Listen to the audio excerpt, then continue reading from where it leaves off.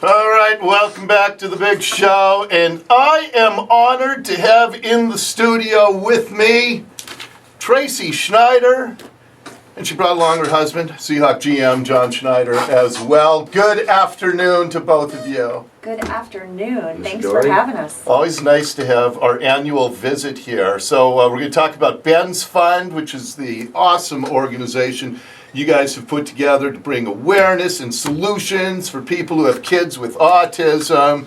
And I want to get to that in just a minute here. I always have to bring up a little football stuff with you, though, Let's John. go. Okay, let's go here. All right, I saw on social media a couple of days ago that you were down in Texas looking at a quarterback. Is that true? That's true. Patrick Mahomes from Texas Tech, yeah. And somebody sent that to me and said, don't we already have a quarterback? But I think it is reflective of this bedrock philosophy, foundational thinking that has allowed you guys to succeed for so long. But I wanted to give you a chance to expand on that. Okay, that's interesting. Yeah, no, it's just I wasn't able to see Patrick play in person this year. Yeah. I was going to go see him play live. We try to see him as many quarterbacks as we can play live. Something came up when we were on the road, so I wasn't able to get to the game.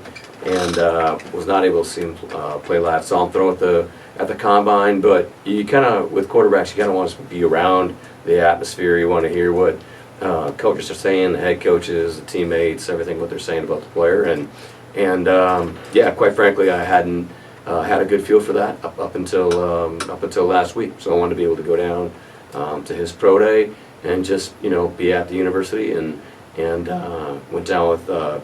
Matt Berry and Aaron Heinlein on our staff, and those guys are the guys that have done the most research on it. Yeah. And so I just wanted to be able to go down and get a good feel. But even where at a position where everybody thinks that's where the Seahawks are most set, you still are always trying to strengthen. And that's where I get to this foundational Sure. Yeah, thing. I was. Yeah, it's a great question. I was blessed enough to be raised under Ron Wolf, starting in this league, and he traded for Brett Favre and drafted Ty Detmer the next year, and then drafted Mark Brunell the next year, and then he had Aaron Brooks in there and Matt Hasselbeck, and so there was just a lot of people that came through. Everybody talks about the streak that Brett Favre had, which was unbelievable, but there was a number of quarterbacks that went on to have a ton of success that played behind him. Yeah, and then a guy named Aaron Rodgers, who was drafted when you had Brett Favre. Sure, we took him at 24. Yeah. All right. I just thought it was interesting because I know that always competing thing is pervasive throughout the organization. Okay, a couple other quick football things. Offensive line. You've made a couple free agent signings. I thought it was interesting. All the free agent deals, are they all one-year deals that you've signed? Yeah, it's really been for us where we are from a cap standpoint. It's just made the most sense, and where we are heading into the future, what our cap looks like in the future, and trying to get it's a combination of players that have been on the market that haven't really been able to get what they wanted, what they were looking for, what they thought their market value was, and so at that point, I think. Our staff does a great job of trying to be in every single deal that we possibly can be in, and at that point, it's like, hey, let's see if we can go into Seattle and have a great visit, and see if I could have a role, and see how they let me compete, and let's go from there and see if I can get my career going, much like what happened with us with Michael Bennett and Cliff Averill several years ago. All right. How's the draft looking? Draft's looking good. It's a unique looking board right now. We got about 2 weeks ago, and our scouts coming in on Sunday, and we have 2 weeks to finish it up. But staring at it every night. Okay, and final question for you: what is a Catalina wine mixer, and how is it like the NFL draft? The Catalina wine mixer. It's from a great movie, Step Brothers, and I'm not sure is there really truly a Catalina wine mixer? I don't know. Catalina Island. I think you're the expert in this category, so that's why I'm turning to you here. It's a big deal. It's a Catalina wine mixer. That's what he says. So. It's a Rob Riggle line from Step Brothers. Okay. It's a big deal. It's a Catalina wine mixer. And I say it all the time. People have sent me the T-shirt. It's pretty fun. Okay, and that's what the NFL draft is? It's a big deal. It's a really and it's in Philadelphia. deal. This is a this year. So we have to start keeping track of where the draft is going to be. Yeah, that's right. Yeah. Hops around now. Okay. Traci, it's always good to see you. Nice to see you too.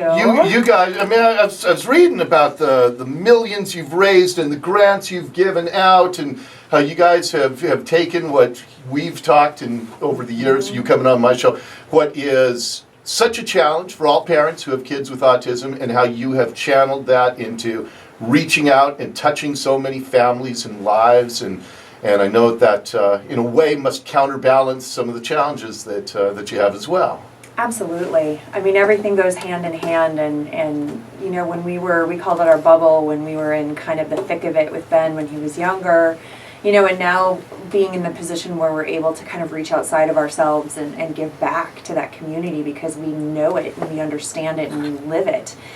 So not only are we able to do things like this for Ben's Fund and raise money and give financially to the people who need the help for their children that have autism, you know, we want them to know they're not alone. And people get it, and we know how isolating it can be, and we know what a struggle it is, and we know how hard it is on the whole entire family itself. Just so they can feel that and know that, and it truly does help you get through the days sometimes. And besides this feeling of community, which I've heard from so many parents in similar circumstances who, every time you guys come on, they talk about that when you have this feeling of community, it really is helpful. Beyond that, what tangible things, or you know, when you raise the money, what tangible things do you do with those grants and everything? Oh gosh, it's amazing. So we have given away over 1,100 grants so far, and reaching all across the state. And it is, I can't even tell you. So every month since we've started Ben's Fund, we have, there's a Ben's Fund committee. I'm one of 3 that review the grants, and every month we review between, I would say, 25 and 35 grant applications, and reading every single story that comes in from each and every family is unbelievable. It really opens your eyes to the family struggles. It really takes me back. Mm-hmm. Sometimes it's really, really hard for me to read those letters because it takes me back to where I was. Yeah. With our son at that moment, and that's hard. Yeah. It's hard to go back and kind of relive those moments and relive those circumstances and those challenges that you're going through at that time where you just, it's so overwhelming, you know, but just kind of like, hey, here's a little help, you'll get through it, you know, hang in there and continue being an advocate, and along with that, you know, a lot of it is trying to get that awareness and that understanding in the whole entire community as well. You know, it's still challenging to go out in public with a kiddo on the spectrum because you always feel like somebody's like either staring at you or looking at you or what's going on, or, you know, why are they behaving that way, and, you know, all this kind of stuff. And it's just like, you know, just hold on, just take a step back and kind of think, you know, okay, well, maybe there's something going on here that I don't understand and I don't know, and, you know. And ultimately, anybody out in public who's judging that's a statement much more about them than the person they are judging. That is, yes, that is a true statement as well. And your guys' online auction goes live today, right? Yeah, it went live yesterday. Is it today? Oh, this morning. Yes, yeah, it went. Hey, don't question my facts, Traci. So come on. Gosh, you would think I have learned this. I wish I could say that to her. I can't say it to my wife. I say that more than John, you said you were married 30 years. This is the only place I can act like this. Okay. From 3 p.m. to noon the next day, I am the most docile pussycat you will ever see, okay? I get it. Actually, I do say that to John. I'm like, stop questioning me. Yeah, that's right.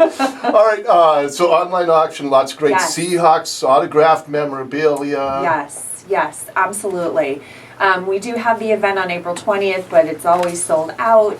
So this is a way that we can kind of extend that to people in the community that would love to get involved. Yeah. And they can just donate too. That works. We've got a Russell Wilson autographed helmet, Cam Chancellor autographed football, Tyler Lockett autographed jersey. So yeah, lots of great stuff. Yeah. And lots of ways, as Traci just said, for you to just make a donation to if you want to help out a great cause.